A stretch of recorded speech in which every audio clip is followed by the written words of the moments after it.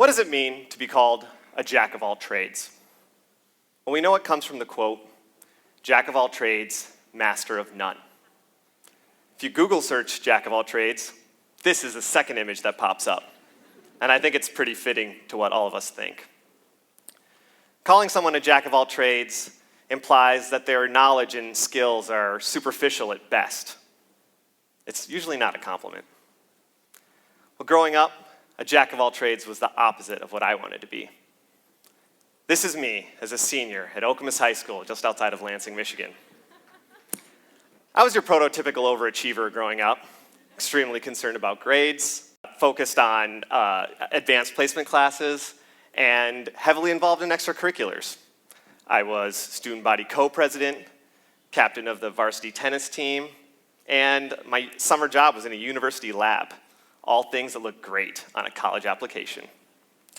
In general, I wanted to be considered one of the smartest kids in school, and I was maybe overly concerned about what my peers and adults thought of me and my accomplishments.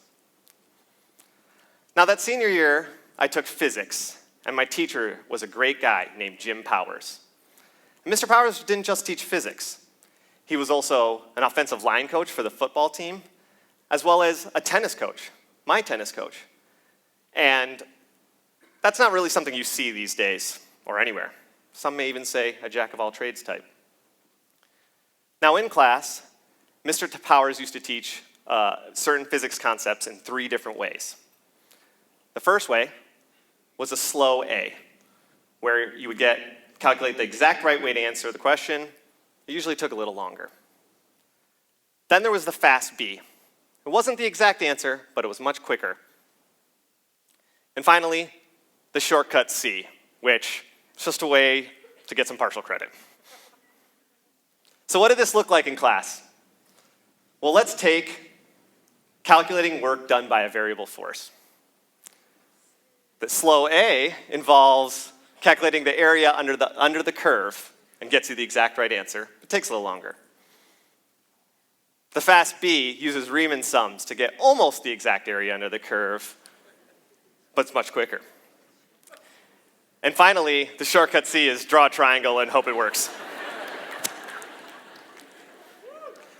So you may not all be up on your physics these days, and I don't blame you. So let's use a different example. How about drawing a circle? The slow A involves going to the store and buying the proper tool, a compass, because who has a compass at their house, and getting the right pencil and drawing the perfect circle.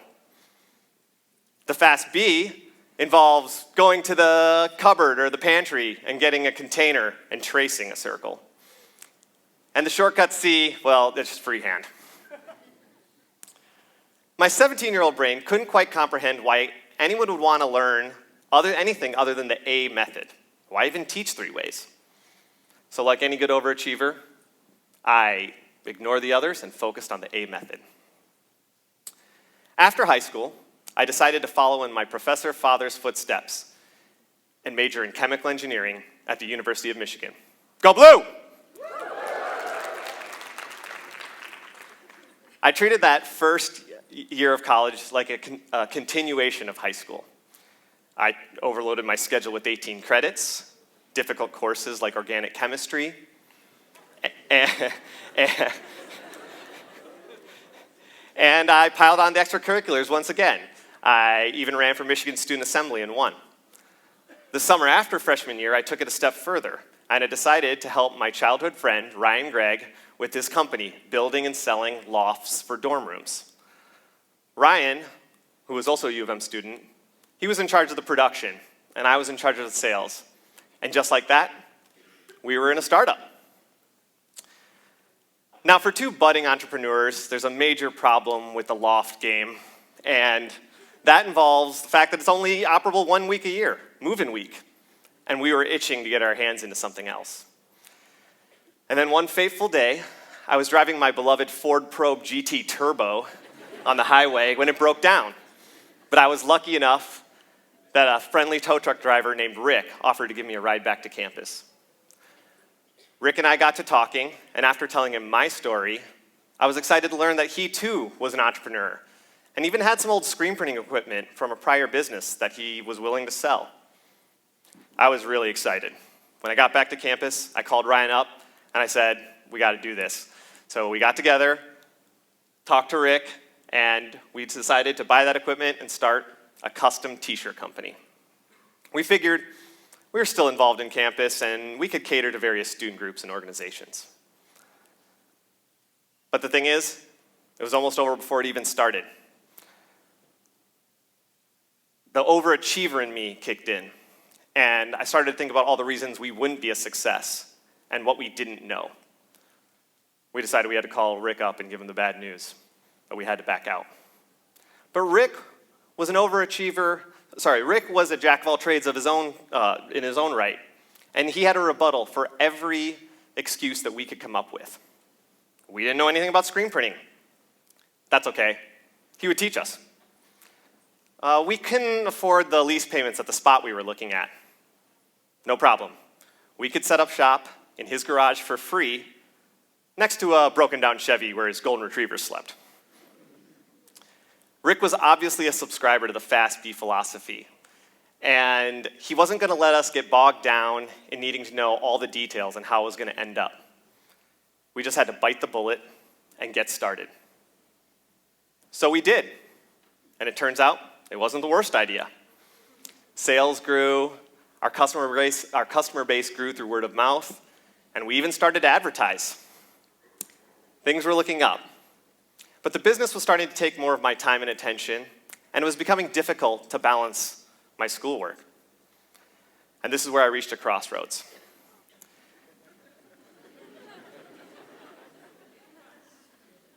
It was still very important to me to get that engineering degree, and I felt immense pressure to excel in the classroom.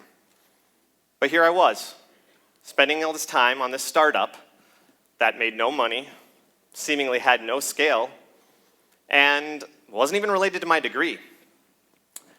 I was going to be a chemical engineer, a highly sought after, well-respected, potentially lucrative career, right? But I had been bitten by the entrepreneurial bug. I loved every aspect of running a business, and I couldn't give it up.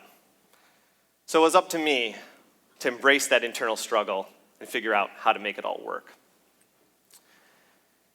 It was then that I thought back to high school and how insightful Mr. Power's teaching method really was. My whole life up until this point had been focused on getting the A at all costs. But after getting reacquainted with the Fast B method in our startup, I started to look for it in all our problem sets and projects and classes. If I could get there a little faster, take a little less time, and get the same basic end result, that was good enough for me, even if I wasn't mastering it. Now, I know what you might be thinking. This is a typical college kid, maybe overwhelmed or looking for an excuse to slack off. But it wasn't about excuses for me. It was about finding a way to balance my schoolwork with this opportunity that I had been presented.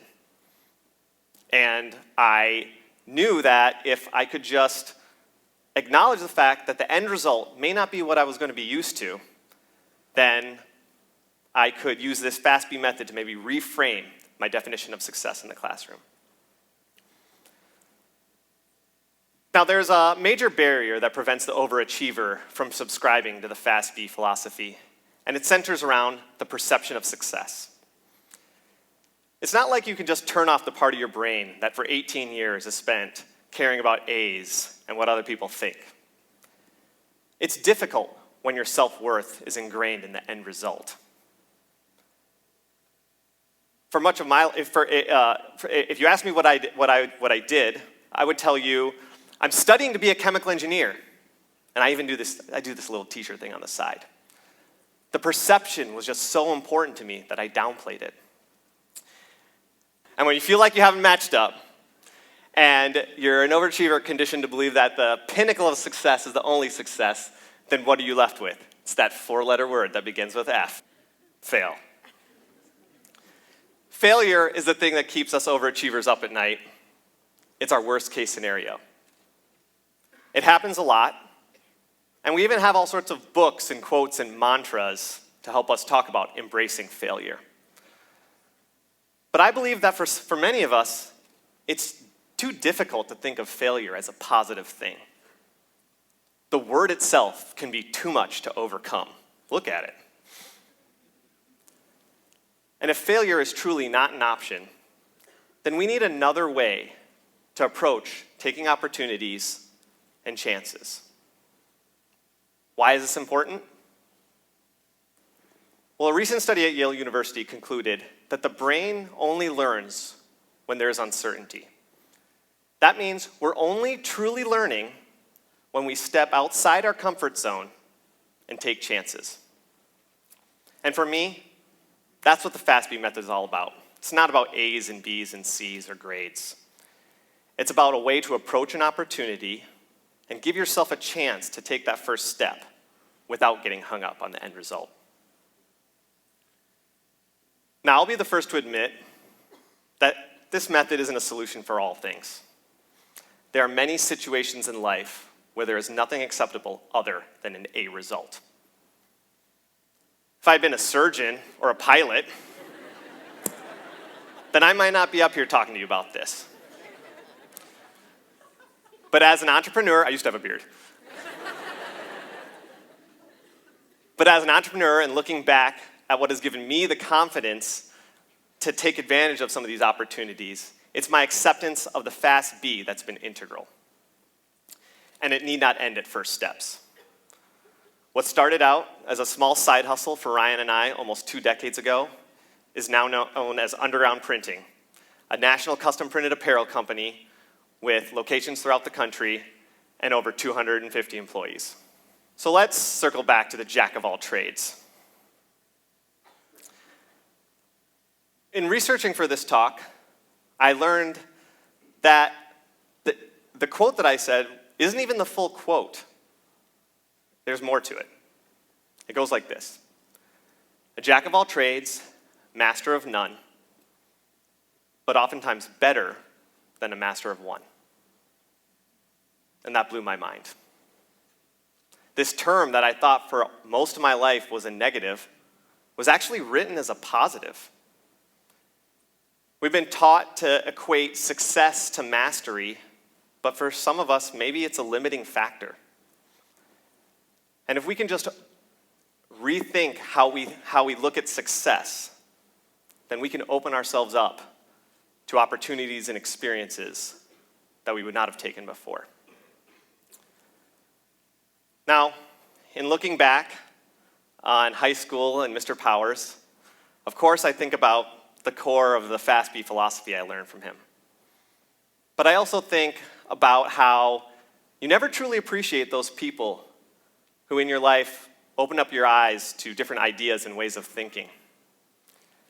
And it's only many years later that you really understand and appreciate what those lessons meant to you. And more often than not, you don't have a chance to share and thank those influential teachers and educators. So before I end, I want to take this opportunity to introduce all of you to Mr. Jim Powers, who's here with us tonight, and to thank him for changing the course of my life. Stand up, Coach P, and take a bow.